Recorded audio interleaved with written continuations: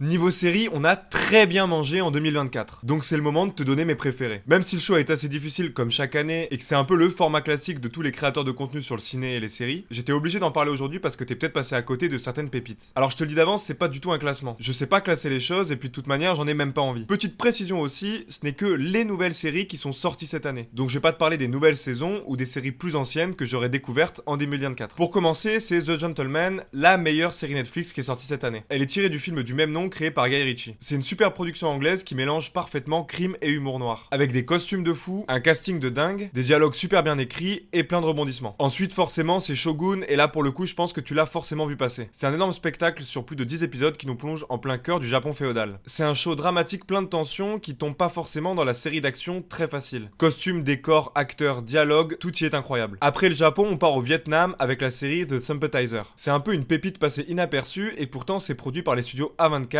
qu'on adore. C'est une superbe série satirique avec un très beau casting et plein de thématiques abordées ultra intéressantes sur le choc des cultures, la guerre du Vietnam et ses conséquences et l'espionnage. Ensuite, et comme on est un petit peu chauvin, j'étais obligé de te parler de la série La Fièvre. Une très bonne série sur la communication de crise et sur l'impact des médias sur la société. Ça explore des tensions sociales, la lutte des pouvoirs et surtout comment les extrêmes s'emparent d'un même événement pour aller dans leur sens. Pour mes gamers, j'avais aussi envie de te parler de la série Fallout que t'as peut-être déjà vu. Je vais pas en parler 3 heures, mais juste j'étais hyper agréablement surpris parce que on sait toujours que les adaptations de jeux vidéo, ça peut être une catastrophe. Et là, pour le coup, c'est pas le cas. On est pris dans les événements et dans l'histoire du personnage principal et on se régale. Ensuite, c'est Mr. et Mrs. Smith, inspiré du film du même nom avec Brad Pitt et Angelina Jolie que tu connais forcément. Là, on est sur un format un petit peu plus moderne, un petit peu plus foufou. Et franchement, c'est super agréable à regarder. Ça mélange comédie, action et drame d'espionnage, donc c'est vraiment trop cool. On continue avec Présumé innocent parce que Jack Gyllenhaal, parce que thriller juridique, parce que les thèmes abordés autour de la trahison, de la justice, des secrets, des crimes. Bref, parce qu'on est sur une mini-série ultra quali avec un très beau casting, une très bonne réal et une très bonne production. J'étais aussi obligé de parler de la série de guerre Master of the Air qui est la troisième de la trilogie Band of Brothers et The Pacific. Alors oui, la guerre dans la vraie vie c'est pas très cool, mais dans les films et les séries, j'avoue que c'est un genre que j'aime énormément. C'est un parfait hommage à ces soldats qui ont donné leur vie pendant cette deuxième guerre mondiale, tout ça porté par un casting d'excellence, une très bonne réalisation, des très bons effets spéciaux. Bref, c'est vraiment une très bonne série. Et pour terminer, et c'est la plus récente, je vais évidemment te parler de la série The Penguin. Tu la connais forcément, c'est un spin-off du film The Batman avec Robert Pattinson et pour moi c'est une énorme réussite. En même temps c'est normal, c'est HBO et tout ce qu'il produit c'est souvent très très bien. En vrai la grande gagnante niveau plateforme et qualité de série produite c'est vraiment Apple TV cette année. Ils produisent chaque année des trucs assez cool avec des énormes castings et une très bonne réal et en même temps c'est normal ils ont énormément d'oseille. Bon en vrai plus globalement cette année on a eu de très bonnes productions sur à peu près toutes les plateformes. À l'exception de Netflix qui pour moi depuis quelques années se perd un petit peu dans des trucs trop faciles. Dis-moi dans les commentaires tes pépites de l'année, on en discute